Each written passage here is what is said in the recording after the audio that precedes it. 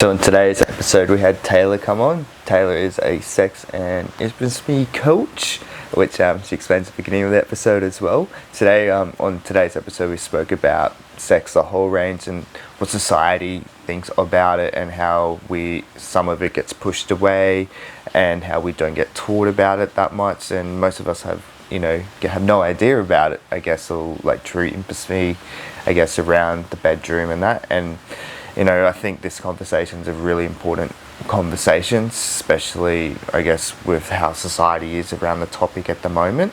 And I also get pretty vulnerable in this podcast. I share some of my stories around this subject as well. So I think it is a very important subject and conversation that we had.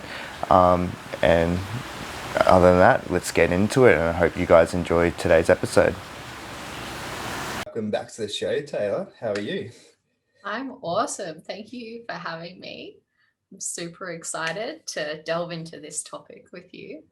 Yeah, this is going to be a big topic. This is going to probably push me out of my way, out of my comfort zone, because it's I know something I've suppressed as well with things, because I guess I'll just talk about the topic right now. It's like talking about sexual depression, sex, and all this kind of stuff. So before we jump in, I'll get you to explain some of your work you do around it, and then we'll go from there. Yeah, cool. So I am currently doing my Masters of Counseling at the moment. And I am a women's sexuality coach. So I work predominantly with women, but I also work with couples around their sexuality, around their intimate relationships, dating. And then I also lead a lot of Tantra workshops and really am about free sexual expression and really banishing shame from our bedrooms, because I see that that's the key to really deeply connecting as humans with one another. It's definitely one of those moments, and there's so much shame around this topic as well. It's like on one stream of things, it's they use it for marketing, and then on the other stream of things, when we actually want to talk about the intimate moment or sex itself, it's so hush hush, especially like in the school system, like when you're growing up in that as well. And I talk from my experience because it's like um when we went through high school learning about sex ed and all that, I kind of missed out on that because I was jumping between HPE classes through then. So then a lot of the time is, I guess, especially even including myself and then other men as well, that we learn sex through pornographic or porn, I guess. And then this is having I guess, huge impact on us, self-esteem. There's anxiety issues, which which has been spoken about on a podcast that I've done before and that. And I wanted to ask you the question, how has this kind of affected women, especially these days, since most men have the way they find about sex or learn about sex is through pornographic or porn, I should be saying. Yeah, I think that a lot of people are really starting to highlight the issue of men learning to have sex from porn and the impact of pornography and access to porn on men and men's sexuality. Um, but I really just want to acknowledge that women are having the same problems. No one teaches us how to have sex. No one teaches us what to do. It's this like taboo thing. And I just have so much compassion for parents and teachers because they're trying to like navigate this space that they themselves, no one taught them how to do it. No one taught them what it's meant to look like, and it's this like hushed thing, and you're given books or magazines. I was given, the Dolly magazines or the Girlfriend magazines that have the secret bit in the middle, and you rip it and there's all this like talk to the expert and stuff. But no one prepares parents to have that conversation with their teenagers. So what is happening is men and women all over the planet are learning how to have sex, learning how to have intimate relationships from Hollywood and from porn. And that to me is like this huge problem, because Hollywood and porn don't teach deep human interaction. They don't teach vulnerability. They just don't. They don't teach communication. So we're like our young people, and even myself, like I didn't know not to fear my own pleasure. I have friends, and I myself like went through a stage where I was almost scared to orgasm because it's like this, the first times it happens is this out of control feeling. It's like this thing is happening, and I explain it sometimes to my partner like he's turning the light bulb on. So like he turns the light bulb on and then I have this orgasm over here, but it's like it feels like I'm not in control of it. Mm. And especially as a young person, the first few times that happens, that can be scary. I have friends who have like squirted and freaked themselves out, and now they won't let themselves orgasm with a partner because they think it's gross. I have, there's all of this fear around pleasure, losing control, being too intimate, that comes up because we're not taught. Yeah, and yeah, as you're saying, there's so much fear. And then as a society as well, as you, this is probably on a grand scheme of things, we get taught we have to be in control of everything. And then instead of letting our bodies just do the thing, we need the mind to be in control. So when our bodies do something that's out of our mind's control, we all freak out. And like, as you were saying, it's like none of this stuff's like taught. It's all knock my mic around. And all this stuff isn't taught, and it's like, and then we're expecting parents to teach it, which they don't know either. Then we're expecting the schools to teach it, and they don't know either. And then also, as well as schools, are jamming so much education down with, I guess, things that we don't need to learn as well, but we don't get taught the fundamentals of life or even sex itself. Yeah, I think that it's something that's really lacking from modern day society. We don't have any rituals or sacred practices or rites of passage around our sexuality anymore. We have our school formal. Weddings are the closest, and then babies, but it's like at a wedding and when you're having a baby, like that's the only time society really acknowledges that you're a sexual being. Hmm. But outside of that, there's no instruction, there's no anything. And a lot of ancient cultures had that. In Japan, in ancient times, on her wedding night, the bride would receive this. I've seen it on an episode of Love and Sex Around the World. This beautiful, like, book, hand drawn book of like positions, sex positions, and she was given that on her wedding night. And I don't know what the men received or anything like that, but like we don't have anything like that. It's all like weird Google searches under the blanket at a sleepover, and like the parents come running and you're hiding it and all of that kind of thing. There's no like adult who's had the experience. We're trying to learn from our peers. Yeah, that's totally true. And it's like, I was wanted to jump back onto the porn topic as well, is that even for myself, the first time that I had sex, it was such a disappointment because porn has this high, such a high expectation it was meant to happen and this unrealistic thing. And then when you go to lose your virginity, it's like, oh, okay, that wasn't what I expected. And then because of like, this is also what I've heard from other people, is like because things don't get communicated, so then people try and act like it's a porn scene while having sex, even though the other person doesn't like it, or vice, kind of vice versa too. And it's also with men as well, I've heard from as well. Yeah, it's a real performance culture out there Mm. because we're watching Hollywood blockbusters with actors that spend 8 hours a day in the gym and have fake tans and have had plastic surgery, or, those kinds of people acting out a scene that they've rehearsed over and over again with a stunt double, or, porn stars. And it's like content made for human consumption. It's made to look pretty, and that's how we're learning how to have the most intimate, vulnerable, connected experience with another human being, is through consuming, yeah, consuming this thing that's made to look really pretty to the eye.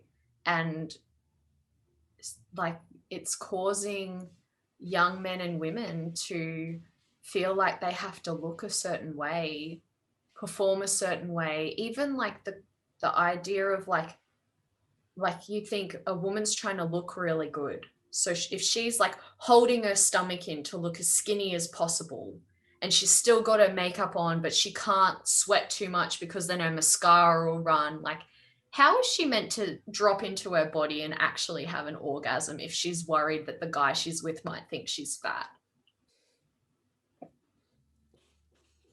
It's such a hard thing, and it's we have such high expectations around these things, and we kind of forget that we are human, and these things on that we see on a screen is not actually real. And I think, and as you're saying, they completely forget the human aspect of being human because they want you to get that quick, you know, capture your eye, get you into that same movie scene where, you know, where it's trying to think of how to explain it, but like, you know, the happy ever after kind of thing. And it's like, doesn't show any actual the real moments of real life. And then it's also, I guess, in a porn scene as well. It's like, you know, that height, I guess the things they do in that isn't necessarily real life either. Even let's talk about romanticizing spontaneity in sex. Ooh. It's this like everything aligns and there's candles and there's flowers and she's wearing the right underwear and the lighting's perfect and they're passionately making out and he says all the right things and she has this beautiful orgasm and they wake up the next morning. Well, that doesn't teach us to communicate. That doesn't teach us how to have um, like effective consent. And one of the things that I actually teach is talking about sex outside of the bedroom, having agreements around sex, having conversations about sex before we get naked, Mm. before we're even turned on, talking about what sex might look like, what we like and don't like, what we would be interested in trying one day, someday, maybe, but in a really mundane setting around the kitchen table with your partner or partners or potential partners, rather than just ending up in the bedroom and then being asked if you'd like to do something and then feeling like if you don't do it, they're going to judge you and leave. Or all of our emotions and vulnerabilities come up once we're in the bedroom. But if we can really clearly communicate our boundaries, our wants, needs, desires, and fantasies outside of the bedroom, it's so much safer, an emotional safeness for sex. And that's so true because sex should be a safe place where you can be your most vulnerable, is where you can, have that deep connection. As we don't really see that now, it's all about performance based. And as coming from a guy's point of view, like that's fucking huge anxiety, like because especially the way people talk about it now. It's like, especially through high school and that, if, certain things didn't go right in the bedroom, the whole school knew about it. And this goes vice versa for girls. So it's like we have this huge performance anxiety before going into the bedroom because we're unwilling to communicate about it because we have this idea, expectation of what's meant to happen.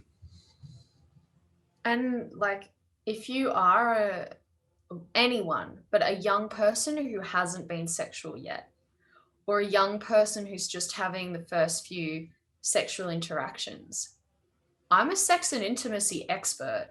And some of the best sex, like I practice Tantra, I teach Tantra to others. Some of the best sex I've had has been when we've like done something weird and we've fallen into like hysterical laughter, and that's been some of the best sex I've ever had because it's clunky, it's awkward, but we're holding each other and supporting each other and communicating. And like, I just feel heard and seen and loved and appreciated. So please don't feel like you have to look picture perfect. Yeah, that is so true. And it's like, And plus, like in that moment as well, it's like you're fully in body, you're just going with the flow. It's not just like this expectation of what's meant to happen, or it's just like not necessarily planned ahead. And I think that comes down to with most things in life, when you are with the flow of it, you're more embodied, there's not as much expectations. And I would have to vouch the same thing too. It's like that's probably some of the best times that I've had sex with previous partners as well. It's like when you just go on with the flow with it and there's no expectation with it at all. And then you're just like in the body, and there's no, there's no anxiety around how well you perform or anything like that. It's just like you're in that moment right then. Yeah. Yeah, I love that. Just being a human in the bedroom. Mm. Which I think, yeah. So I guess it's like because I've spoken about, I guess I'll talk about from the guy's point of view after this question. How do, I guess, girls go with, I guess, the anxiety around performance issues? Because I think with a lot of guys I talk about, or like they get swept under the carpet or a one-on-one conversation, I do know there's a lot of issues around this, or even hearing on other podcasts from men that they, this is like a huge thing for them because of how much, I guess, the masculine kind of idolizes how well you perform in beds, who you are as a man, and that. So how does this go on the flip side for the feminine? So we don't talk about it either. Mm. We don't talk about performance anxiety when it comes to sex. But I know women out there are having that because I've experienced that. I've had previous partners where I thought that they thought, I was under the impression that they thought I'd eaten too much for dinner and therefore I wouldn't take my clothes off in the same room as them. Not even sex related. I wouldn't take my clothes off in the same room as them. Now, I have a history of eating disorder in high school. So that's how that performance anxiety looks for me. I'm terrified that that my partner is going to look at me and think I'm fat and disgusting and decide not to have sex with me. And I've done a lot of work around that, and that still comes up.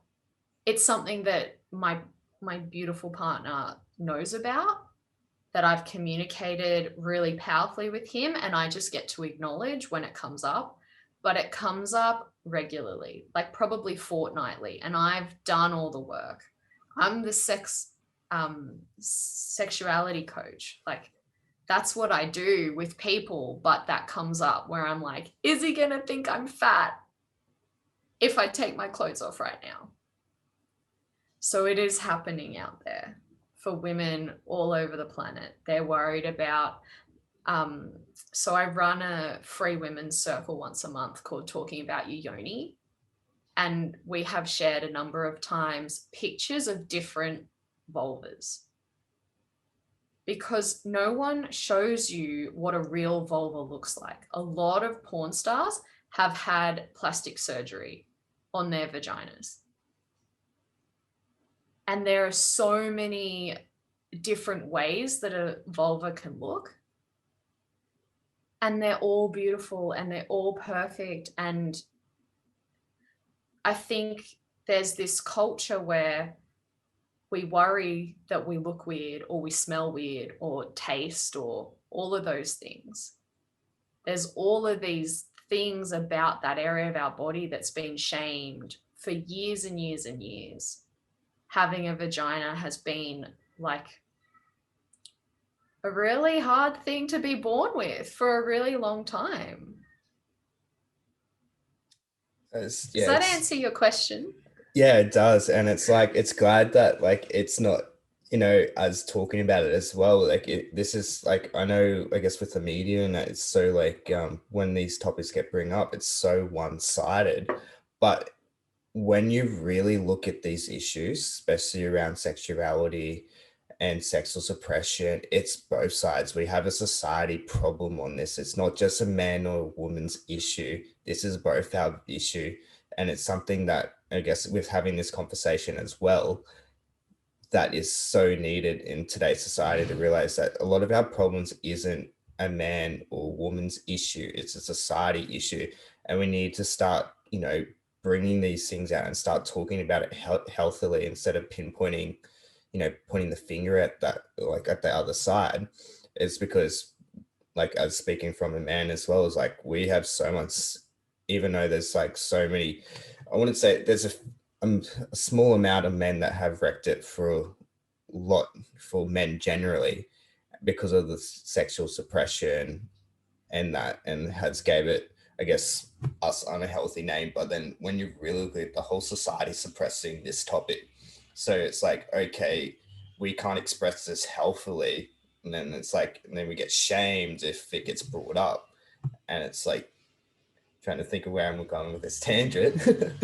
But yeah, as I was saying, it's like it's a society problem. It's not a man or woman's problem or left, right. It's everyone's. Well, if I'm showing women for the first time that vulvas can look lots of different ways, Mm. what do men think they should look like? Mm. I guarantee, well, I don't guarantee, but I would like guess I've probably seen more penises than you have. Yep. I probably know more about how Definitely. penises work than you do. Yep. Now, what if the same is true for you and you've seen more vaginas than me and you know how vaginas work better than I do? What kind of dynamic is that? Like, if we represent the majority of society, as a species, women know more about men's anatomy than men do, and men know more about women's anatomy than women do. I have lots of friends who it's like it hasn't been until recently that they've had a partner like who knew what he was doing and taught her how to really have an orgasm. Mm.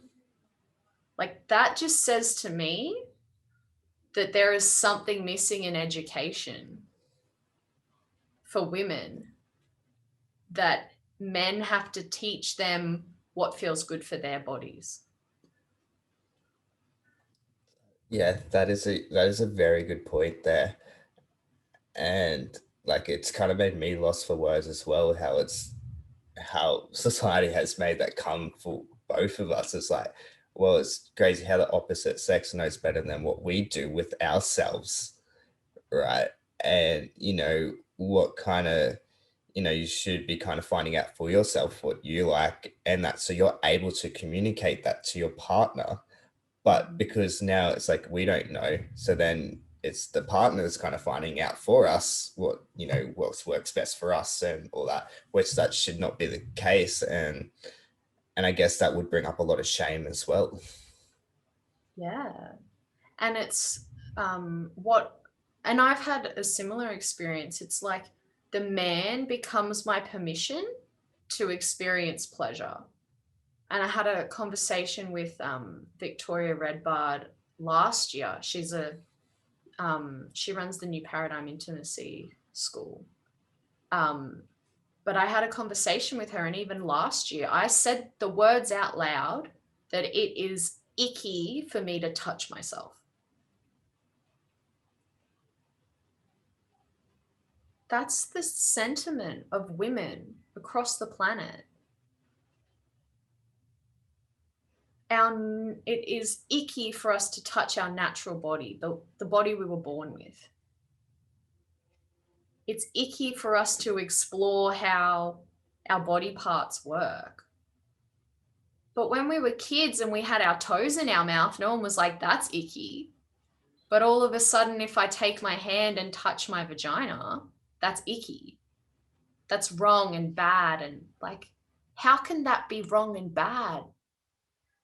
I'm just touching myself and exploring myself and finding out what I enjoy so that when I share my body with another human, I'm not in any physical danger. That's a very powerful point you brought up, because like even for myself there was quite a bit of shame, especially like grow I guess like first time coming around with finding out masturbation, finding out all this stuff. There was so much shame around it. And I'm like, don't even know why there was so much shame around it. And I had no key indicators of why there was shame around it. It could have been even, I guess, since that topic was such a hush hush topic, because even if you brought it up with your parents, it's like, no, we're not talking about that yet. Not talking about that yet. And then you start going, the hormones start going crazy when you're, I guess, 12, 11, 13, such and such. And they start doing all those things. And then when you are doing this, so you feel so shameful. And this is from my experience. I remember when I first started masturbating, is that I had so much shame about it. And it's like, okay, now I'm starting to realize it's a natural part of being human. And this is like how many years later? 10 plus years later. And it's like, okay, because now I've started to teach myself embodiment. And this is not even getting into the sexual stuff, which is something I'm eventually going to look into, because for myself, I do have, I guess, a bit, I don't know, there's a lot of suppression around with that with myself as well. And like even talking about it, my body goes like freaks out. My anxiety is like through the roof at the moment. It's like whole nervous system's freaking out with what's good, like even talking about it. So there's something that I need to like work on with myself as well. But now that I've started to embody it, as I was saying, it's like it's a lot more. There's not as much shame with it. But then going back then, there was so much shame just around just masturbating. Even like around sex at times, I had a lot of shame around it. It's like, oh, okay. Yeah, I really feel that as well. A lot of shame and guilt. I share quite a bit, but when I was really little, before I had any idea, like could even know what sex was, I used to masturbate, but I didn't know what it was. I would just rub like this part of my arm on my clitoris through my clothes because it felt good. Now, my parents and grandparents were worried that someone was sexually assaulting me for obvious reasons because I did it in public. It just felt good. I was a little girl and it felt really good. But they took me to the doctors and I peed in all these cups and had all these tests to make sure I was okay. And then I started like, I never stopped doing it. I just stopped doing it when they were around. But no one ever sat me down and told me, I can't remember like being told what it was, why it was like that. I just was told like, don't do that. People are like, people think bad things. Mm. And that's it. And we're like, it's no fault on our parents either. But, and this can come back to a lot of the institutions that have come down over generations, that we just don't talk about it unless it's like, because it's like, oh, you don't have sex till marriage and all that kind of stuff. So then when we see a young child that's doing something like that, is like so much shame. It's like, no, that can't happen. Like, it's not meant to be till adulthood. And that even though it's such a, I guess, a natural thing for humans to do, because we are creatures that seek pleasure. Yeah, and you can only imagine what my early 20s must have been like if my whole life had been about this thing feels really good, but no one can know I'm doing it. Like as soon as I was like had a like really strong sexual urges once I started having sex, very strong sexual urges, and then as soon as I like got into a relationship, I would just withdraw that side of me because it was like it's wrong and bad. And like it can't feel good. I really like this thing, but it's not allowed to feel good. Like my whole brain chemistry set up because of those early interactions was I'm not allowed to experience pleasure because my pleasure is nasty. It's bad. I'm gonna have to like, I got a similar story with that too. It's like with my previous relationship, I had a lot of shame with, I guess, having sex, especially if someone else was in the house or something like that. I would freak out, but like, no, I don't want to do it because I don't want to be too loud. Or like, don't want to be too loud, don't want anyone else to hear. And it's just like all this shame come up, and it stopped me a lot of the time from having sex, because it's like, okay, I don't want no one else to know. It's got to be secret. And yeah, and this whole story, giving the flashbacks of it. But yeah, it's just like that whole shame story around it, because I didn't want anyone else to know. And it's like, well, it's like that natural thing humans do, especially if you are in an intimate relationship. Yeah. And I had, so even that story that my pleasure's like bad play out one night before my partner moved in with me. I was at his place and I went to bed early and I was reading and I was like, I'm going to masturbate. And he was on the phone, but he walked past the door and I had this full response. Like the little girl in me was like, oh my God. And I like freaked out and like just felt every muscle in my body clench. Like I was bad and I made myself so wrong. And like I was 26. I was online talking about the female orgasm. I was in a loving, committed relationship, but my response was still that. It is so crazy how that inner child in us still comes out so much because, and this is like a lot of the stuff that I teach as well. It's like, you got to hold space for that inner child, especially when that comes up, because our whole like shadow self, or I guess inner child, comes out when something like that house happens and starts freaking out. Whole body goes haywire, anxiety comes up, you start shaking, and it's like I got to hide, and it's like, and this crazy thing because of the shame that we were taught from a young age. Yeah, 100%. And it's just so natural, so normal. Everyone's experience is so deeply personal. And it's not my place to comment on someone else's expression of pleasure. I totally agree with that. But I mean, I totally agree with that. I didn't even say but then. My question I was going to ask is like, how do you help people to, I guess, not experience shame in the bedroom? Yeah, so everyone's journey is similar because we're living in the same society, but everyone's journey is so unique and so their own. So it's about identifying like what the shame is. Most of the time, I start by telling people that their fantasy is normal. There's nothing weird about them. And then just really, delving into what the experience is like with them, maybe coaching them, um, giving them exercises to work through. But it's mainly just, being with them on their journey, being with someone on their journey so that they have someone to talk to about it.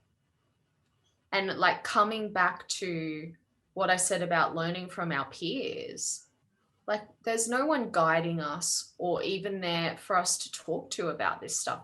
For most people, there's not an older adult to go to and say, hey, I had this weird experience, but it felt good.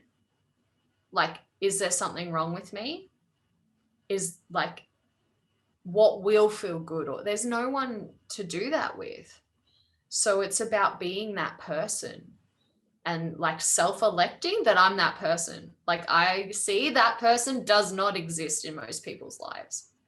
So that is what I am here to do. That is my purpose. I am here for you to come to and say, hey, this weird thing happened. Am I normal? And 90% of the time, my answer is yes.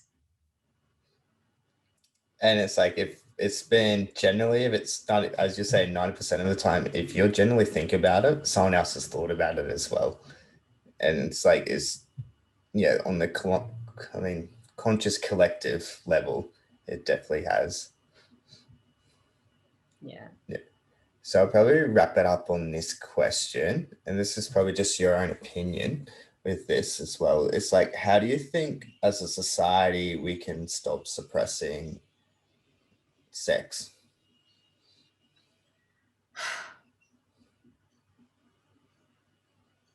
Everyone needs to do the work on themselves.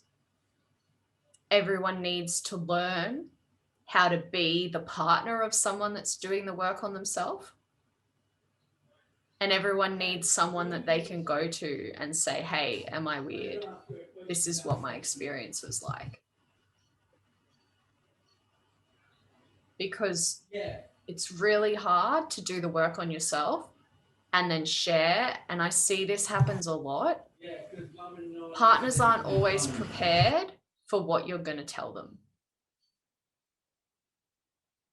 Like if I come to my partner and I'm like, hey, I have this fantasy about having an affair. Now he has to deal with that I have a fantasy about having an affair. Now, fantasies don't necessarily mean you actually want to do it. It's just something theoretical that induces turn on in your body.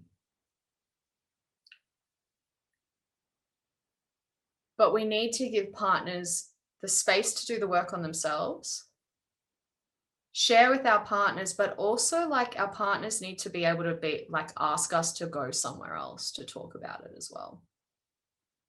Sometimes we need to process what's going on for us before we share with our partner. Because, yeah, it's not fair to throw obscure fantasies at your partner and expect them to hold you and not be triggered themselves. Because we have all experienced sexual oppression and we have all suppressed our own sexuality. That's just what it means to be human on the planet at the moment. There are very few people who haven't had that experience. And we need to be really compassionate for it. That is so true. We do. And that's, I think that's the biggest thing with everything going on, especially at the moment, is just show up in compassion and to realize that a lot of it has been suppressed. We haven't communicated a lot of the things that are actually going on, especially inside of us. Like this is the first time I've ever communicated what's actually, happening in my sexual life and what's actually happening for me. And it's something that I'll probably start talking about a lot more, especially being a male, because I don't see a lot of males talking about it. But yeah, and those words definitely so true. And thank you so much for coming on and talking about this topic. I'm super grateful. Pushed me way out of my comfort zone, which is phenomenal. You're so welcome. And yeah, like I really acknowledge you for going out of your comfort zone and being that permission slip for men. And also like men, don't feel like you have to follow Mitch's suit. Like go and see a relationship counselor. Yeah, you don't have to say it on the internet. Yeah, go and talk to a sexologist. And women, go and talk to an expert in this field as the first step. Don't go live on Facebook so grandma and grandpa can hear about your sexual escapades. Go and speak to an expert, because I think you'll find that what you're dealing with, most people are dealing with. 100%. And yeah, with you saying that too, I'll link up all your stuff down below and all that in the bio when I release this. But awesome. Yeah, thank you so much for coming on. I very much appreciate it. You're very welcome. Thank you for having me. Cheers for tuning in today's episode, guys. Give it a thumbs up. Let me know what you think. And also, if you think a friend would value from this, please share it with them.